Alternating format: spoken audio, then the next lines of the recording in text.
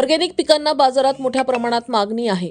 Organic प्रोडक्टला हक्काची बाजारपेठ उपलब्ध व्हावी यासाठी लवकरच ऑर्गॅनिक फार्मर मार्केट ही संकल्पना वर्धा शहरातील स्वावलंबी विद्यालयाच्या मैदानावर जिल्हास्तरीय कृषी पशुसंवर्धन व मिनी सरस वर्धिनी महोत्सवाचे उद्घाटन पालकमंत्री डॉक्टर पंकज भोयर यांच्या हस्ते झाले।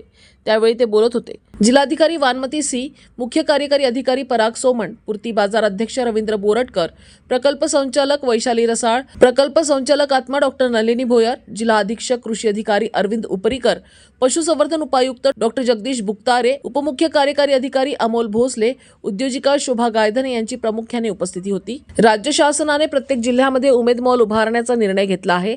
यामध्ये महिला बचत गटाच्या सदस्य आपल्या वस्तू त्या ठिकाणी ठेवू शकतील। पहिल्या टप्प्यामध्ये जवळजवळ 13 जिल्ह्यांमध्ये उमेद मॉल मंजूर झाले आहे। यामध्ये वर्धा जिल्ह्याचा समावेश आहे। 20 कोटी रुपयांच्या निधीतून मॉल उभारण्यात येणार आहे। पूर्ती बाजाराच्या माध्यमातून उमेदने तयार केलेल्या वस्तूकरिता एक नवीन बाजारपेठ निश्चितपणे उपलब्ध होणार असल्याचे त्यांनी सांगितले। जिल्हाधिकारी वानमती सी म्हणाल्या, देशाच्या विकसित महिलांचे योगदान मोठे आहे।